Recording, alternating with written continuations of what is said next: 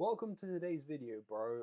Please bear with me because this is going to be a very painful video to make. One, because the wounds are still very fresh. I'm literally just coming out of one of the worst mental slumps that I've ever had. And so, talking about this is sort of a warning to myself to not repeat the same mistakes going forward. And hopefully, if I don't repeat those mistakes, neither will you if you watch this video. So thank you. Thank you for taking your time out of your day to listen to me sit here and ramble. Thank you.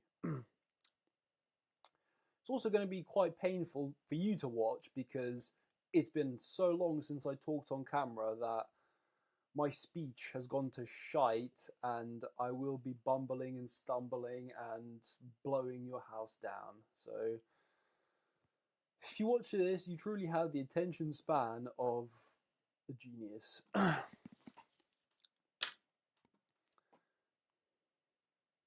Right, okay, so this is going to be talking about how I destroyed my mental health so you don't have to. For a bit of context, right, let's rewind to the start of the year where I was the opposite of mentally ill. Maybe mentally ill in a different way, but nobody could say that I was suffering with poor mental health. And so I was highly driven, very full of purpose. Like, obviously, I still did not have a good situation, as in, on paper, I had not achieved anything and I wasn't living an amazing life, but I was in the process of building and I was just full on enjoying the process, just full of ambition, just fucking cracking on with it. And I was waking up before 5 a.m. without an alarm, right? Because I was just too excited to go back to sleep, and my body clock just woke me up, and I was like, "Oh, let's go!" And the amount of times that I thought to myself, I didn't get my 8 hours of sleep. Oh, let me try and get back to sleep. Uh, it was very frequent, but it never actually worked. But no matter how hard I tried to fall back to sleep, it just wouldn't work. And so, 8 hours of sleep is for those who earn it. Let's just say that. And so I was getting stretch marks on my chest, as you can see in this photo, because I was literally making the best gains of my entire life, just absolutely crushing my training, literally getting compliments from every single guy that, oh no, not every single guy. Okay, that was a bit much, but I was getting compliments in the change rooms all the time in the sauna. People admiring, man. It was good times, man. It was good times. As well as that, I was growing a personal brand, along with the fitness coaching, building momentum. That's the most important thing. Building momentum and, not stagnating. Networking, obviously making connections along with building a personal brand. I was talking to higher and higher level people. I made friends with some, CEOs, some founders, and all seemed to be going phenomenally. I was very social. I had no problem talking to strangers, making conversation. Sometimes it was a bit too much, where I could tell that I was being a bit too energetic and vibrant and was probably annoying some people at times. But all of this boiled down to having the highest self-esteem I ever had, because you cannot trick yourself into having high self-esteem. You actually need to take action for that to happen. So where did it all go wrong? Let's see just how far I fell. Okay, so August 2024, this month that just passed. Full disclosure, this picture was taken around July time, and my body is not quite that dismal anymore, but it got quite bad. And so From the previous slide to August 2024, I ended up working a dead end delivery job, same as I was previously, but while I was working delivery job while actually building my future and working towards some goals, this time I didn't have any clear goals or any plans to escape. It was an absolute mess. Stagnant progress in the gym. Yes, this was particularly dismal because I derive a lot of self-worth and, you know, going to the gym and making progress is just part of my identity, and so this was incredibly painful to have, like, lifting plateaus while getting heavier and putting on fat. Can you imagine that? You know, normally when you start getting a bit fluffy around the midsection, you would, you know, be able to smash heavier and heavier weights, but my progress was stalling. I was literally lifting the same weights, you know, week in, week out. I mean, maybe making a bit of progress here and there in areas that didn't make any sense, but hey ho, that's not the point, right? Okay, this is about the mental health, and your mind is a very good representation of your physique. No, the vice versa, actually, yeah. Your physique is a very good representation of what's going on up here. And it's all connected, I'm telling you, it's all connected. And so your mind goes, your body goes, your life goes, pretty much. And so I turned 24 very recently, in August the 20th, with nothing to show for it. It was a very depressing day. Obviously, my family was very, you know, happy. You know, they tried to make me. I mean, obviously, I didn't. I wasn't a mopey dick. I was still, you know, pretending to, you know, hey, birthday boy. But deep down inside, I was dying inside because, you know, I've turned 24, and, you know, if you're not a millionaire by 25, you failed. So, you know, just nothing to show for it.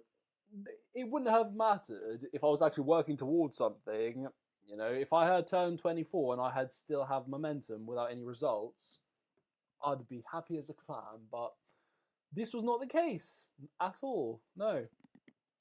So my mental health was in the absolute gutter, and I cannot describe to you the depths of how much I hated myself. Man, the negative self talk was something else. My brain was just bullying the shit out of me, and it wasn't by accident, right? Over the next few minutes or hours or days, I'm going to describe to you the systems by which my mental health degraded and I started bullying myself. But during this time, and, you know, I'm still recovering from this now, I was a complete recluse, as in terrible social skills, bumbling my words, you know, making painful chit chat that would leave me absolutely cringing with myself every time I walked away, just thinking to myself, man, how can you be so dull and invaluable, untalkative, whatever. You might know the feeling if you're a freaking overanalyzing introvert, where you just like, ugh, like physical pain on how badly some social interactions go. Maybe you don't. Maybe you're a completely different person. Fuck knows, bro. You're probably not listening because I'm just blah, at this point. But it's okay. Okay, let's keep on cracking. And so all of this situation and mentality culminated in some pretty gnarly insomnia, as in I would go to bed completely numb from just trying to drill my brain full of just brain dead entertainment, and I'd end up falling asleep and then waking up at 3 a.m. and just not being able to fall back asleep because I didn't have anything to distract me then. You know, this was the middle of the night, the witching hour, where, you know, these witches are cackling inside your head, you know, telling you exactly what's wrong with you, and mostly it's true. Well, that's my perception of it anyway. Some people might be just, looking from the outside saying, "Oh, don't be so negative." Bro, I can't trick myself. You can't trick your brain into believing something different. You have to implant those thoughts through action in a way. I don't know, mate. Let me start explaining a bit more about how exactly I went from this to this. So that we analyze the patterns and so that this never happens again because I'm fucking sick of it.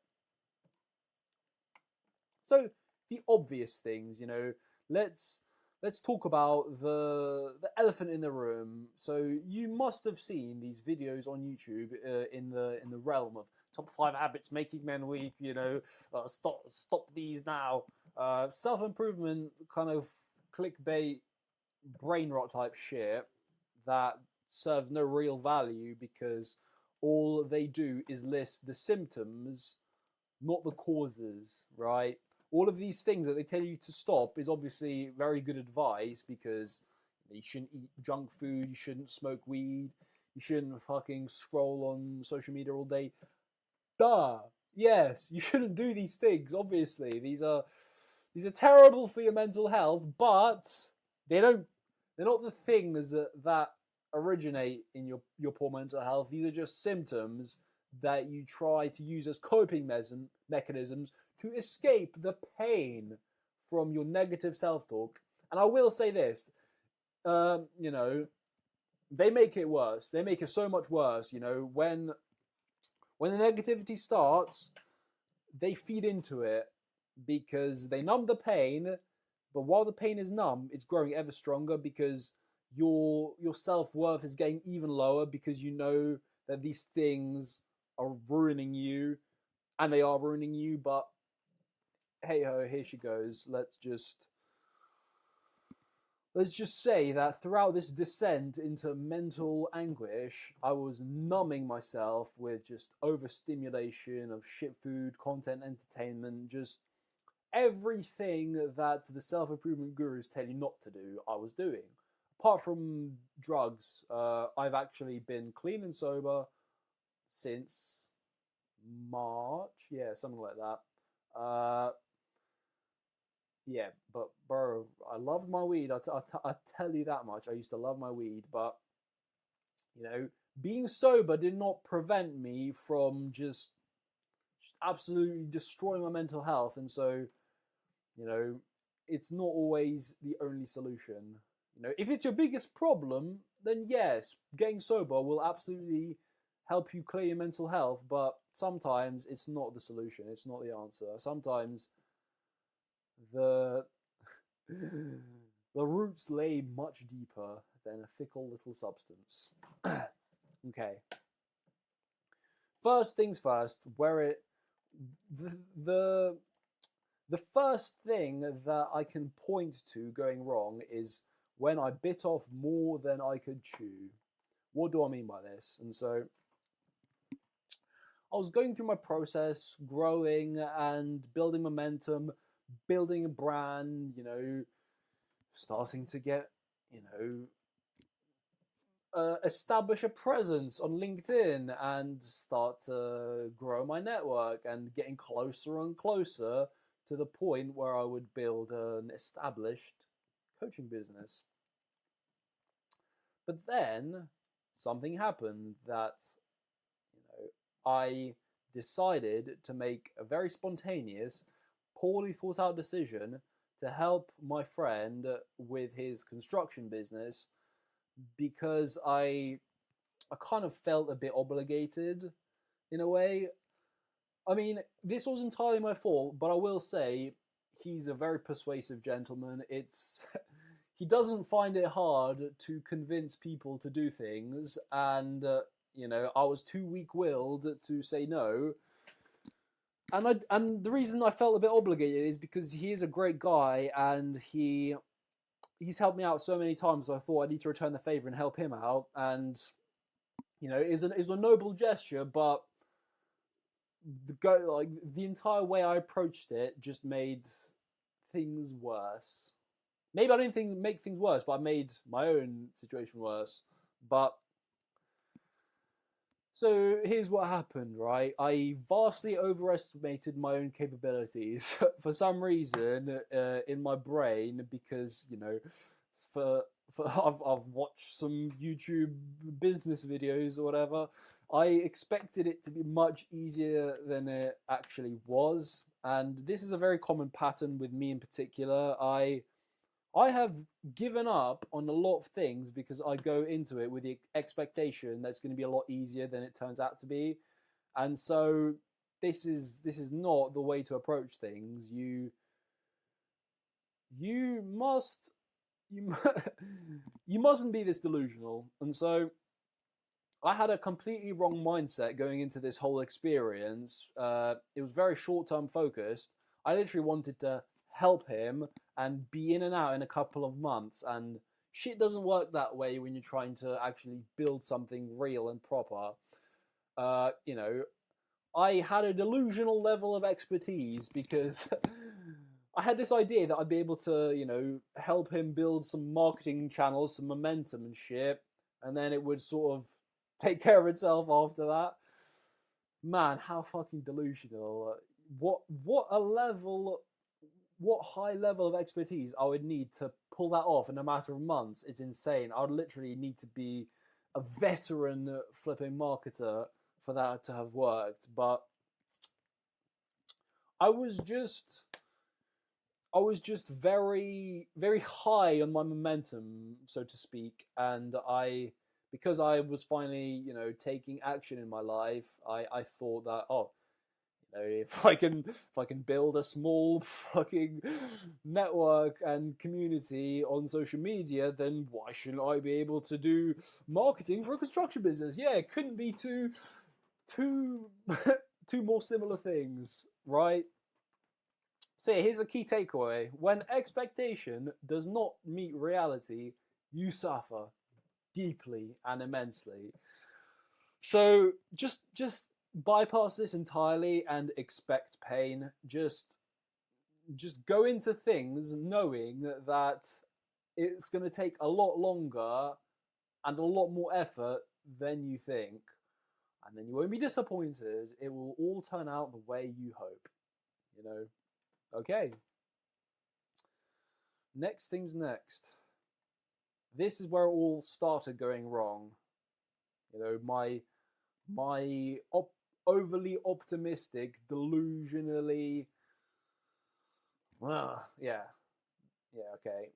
What did that lead to? Breaking promises. Oh. Okay, that led to breaking promises I made to myself and others. I don't know which is worse. Probably the promises you make to yourself, but hey ho. I would always set myself standards that I did not stick to. Uh, over promising, under delivering. I would always, gas up my friend and make all these grandiose plans, and we would talk and we'd get all excited, and we'd we'd gas ourselves up, and then next morning when it actually came time to execute, I woke up just feeling just dread, just like, what the fuck am I actually going to do? I don't know how to do any of this, you know. Uh, just biting off more than you can chew, and then setting, like, first of all, being naively delusional, and then using that to set yourself a promise that is just bound to fail. So this made me completely undependable and lose all trust in myself, which just ended up leading to a vicious spiral of negative feedback loops because I didn't feel like I was capable of anything because I kept on breaking my word to myself and to others. And yeah, it was bad how unreliable I became. So Along with this, I started becoming way too easily influenced by others. Because I stopped trusting myself, I started putting my fate into other people's hands. What do I mean by this? I wasn't literally just signing over my life to people, but I was letting all of these outside, environmental stimuli just dictate all everything I was going to do because I lost faith in my ability to make decisions. I sort of put a lot more stock into other people's opinions and, you know, what they think I should do. This wasn't exclusive to people, I was actually in the immediate circle of. I literally let fucking online gurus start to dictate my goals and my trajectories and even their limiting beliefs. I had my own limiting beliefs, but I even I couldn't at a point I just stopped being able to tell whose limiting beliefs were. Were they someone else's? Were they mine? It was an absolute mess. My mental barriers just became zilch nada. There was no Fort Knox here. I could tell you that much. And so this whole experience that I was working with my friend, it ended up not working out because I was just so difficult to work with. I was indecisive. I was all over the place. I was making all these promises that I didn't keep, and so we parted ways. But sorry, I didn't actually mention this, that we were also living together at this very time. And so after we parted ways in the professional sense, this might have been the perfect opportunity for me to just, go back to fitness coaching and, you know, keep my trajectory that I started at the beginning of the year. But this wasn't to happen because all of my limiting beliefs from the lack of action I took and the promises I broke and all of these poor habits, they developed into me not trusting myself to even go through with the plan that I started. And so rather than pushing through and saying, fuck my limiting beliefs, I'm going to do it anyway and I'm going to prove myself wrong, I just kept thinking to myself, oh, there's no money in fitness, how will I even make a living out of this? Oh, why shouldn't I do something useful? It's is it even that valuable? Is it even that helpful to help people reach their dream physique? I wonder why. Yeah, can't have been because I was also letting myself go at the time. And so obviously this is nonsense. Obviously, you know, there's money in every single industry, and the money just comes to those who deserve it. It's very simple. It's very, very simple. You can literally be a parasitic leech in any industry and provide no value and be broke. So, it doesn't really matter what you do, it matters how you do it and who you are, pretty much. And so, enough rambling, let's start rambling. So as this was going on, I started feeling intimidated rather than inspired. What does that mean? This like don't compare yourself to other shit. Yeah, that doesn't really work, but we'll get to that. So I had a very severe inferiority complex around my friend who I was living with and who I was working with at some point, and this is because he has the character of a champion, and just was a lot more valuable of an individual to me. He was, he had all of his construction skills. He's like manual, manly with your hands, all of this, and obviously, as I mentioned before, his level of persuasion and communication and talking with others, and you know, convincing them to do things was just, it was like, it's definitely God given. It's definitely something he's naturally good at, but it just devolved into me feeling like an utter incompetent, just useless sack of shit around him.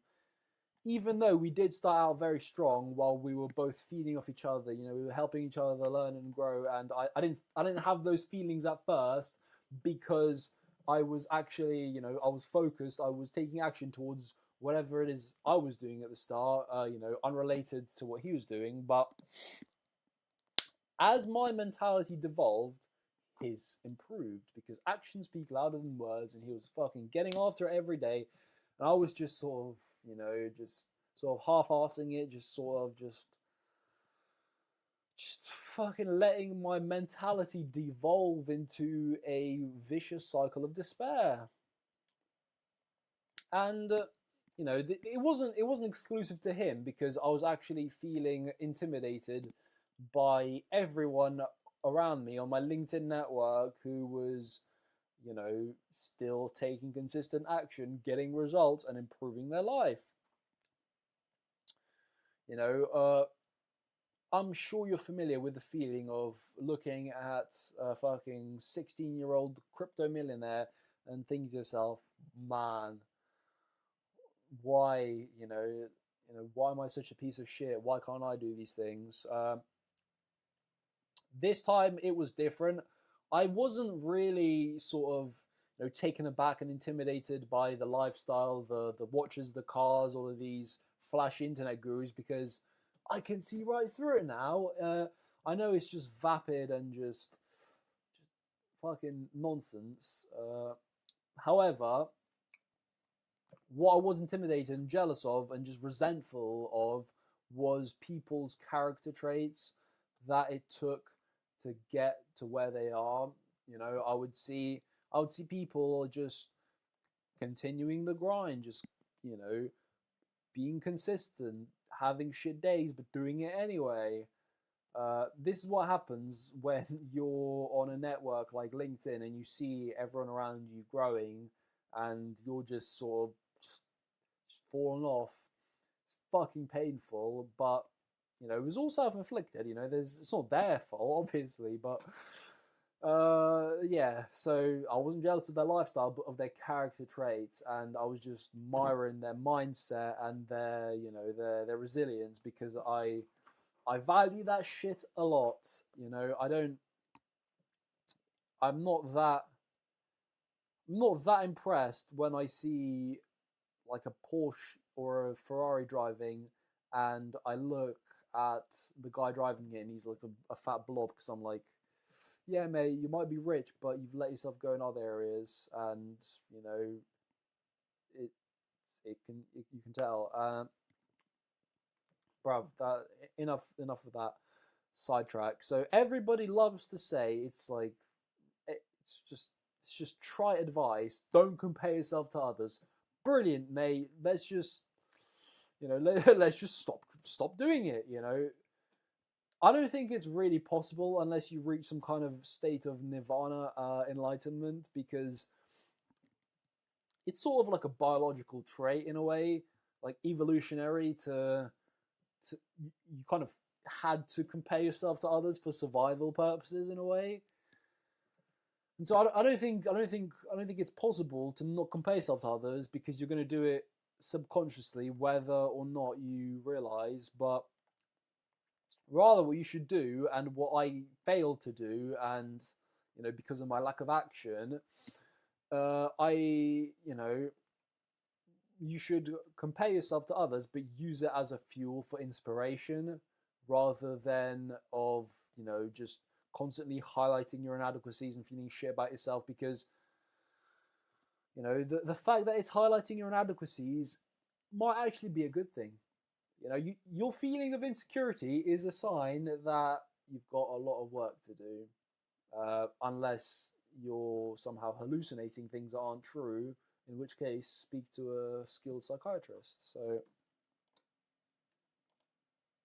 yeah, okay, so obviously thoughts are way more important than actions, right? You shouldn't do things unless you think about them for years first.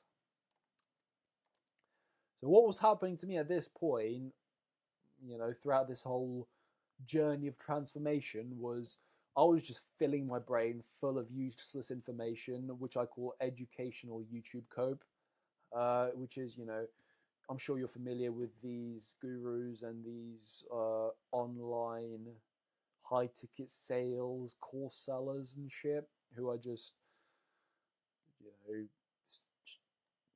filling my brain with useless information. And obviously, I don't know why I said like that resentfully, because it's obviously not their fault, because I allowed them into my brain. And so I was literally just in a state of consumption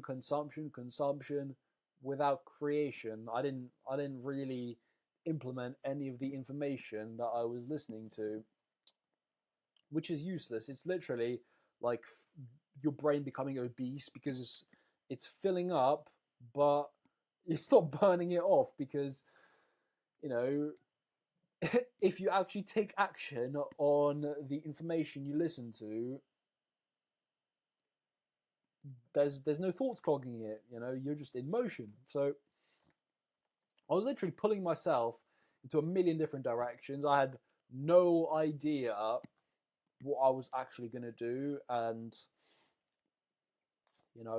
what my direction was, because no matter what I would think about starting, and no matter what I did start, and I would start a few things here and there, but they'd fizzle out very quickly because my mind was just a mess. I was completely incapable of making anything work because I didn't work.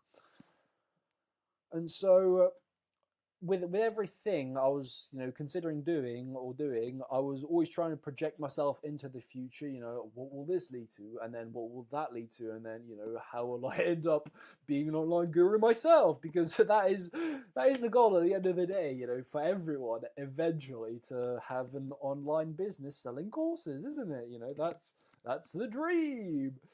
And so yeah, it was always a question of instead of just taking the opportunity and making the most out of it and doing my best and just seeing where it goes and not really deeping it that much until I actually develop some skills and the competence to actually let it lead to something else. I would always just think, like, oh, how will this do, and will it be fulfilling, and will I enjoy it, and will it make money?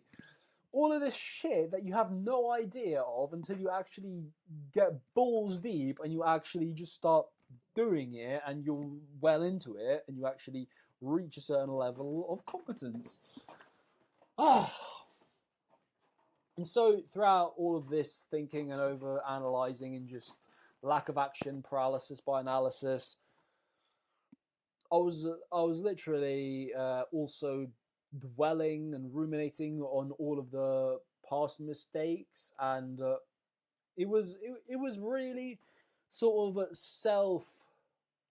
self perpetuating, because I wouldn't take action. I would consume useless information. I would overthink about everything, and I would then overthink about those things. I would then it was like added to it. I was like, bruv, I know that I need to take action. Why can't I take action? And then it would be like overthinking about not taking action, and man, it was just like in an infinite cycle of doom. And so this resulted in me literally switching goals throughout my midway through my training sessions.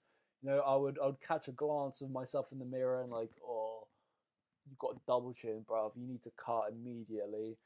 And then in that very same session, under different lighting, I would pull up my top like at like far away in the mirror, and I'd see, whoa, your abs looking kind of peeled. Why are you thinking about cutting? You need more muscle. You're skinny as fuck. And it was chaos. There was no control in my mind whatsoever. I I would see a video on YouTube of some sick guy doing calisthenics tricks, and I would literally be like, "Oh shit, maybe this weight thing isn't for me. Why don't I just start training for calisthenics instead?" My goodness. Yeah, yeah, mate, it was a mess. So the key takeaway from this is that doing anything is better than nothing. You know, if you literally do anything, but you actually do it with intent and you do it to the best of your abilities, you'll just figure it out along the way. You know, simple. But doing nothing is unacceptable because it will just lead to mental agony and turmoil, and you will hate yourself. Oh, what happened there? Okay, all right, all right. So I've talked a little about the processes and the things I did and didn't do to get my brain to absolutely loathe me. Uh, let's talk about how I would spend all of my free time during this period of decaying and stagnation. So these images were supposed to be, hang on, let me see if I can just, okay. Netflix, chess, and junk food. That was my dopamine stack. This is my optimized mental health deterioration habit.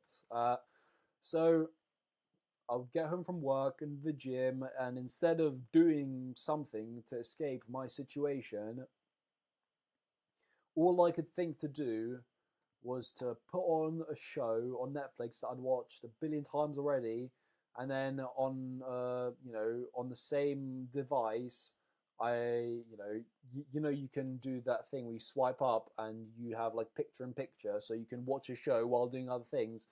Yeah, I would load up a game of online chess and just rot my brain away, while just numbing my mind full of idiotic entertainment.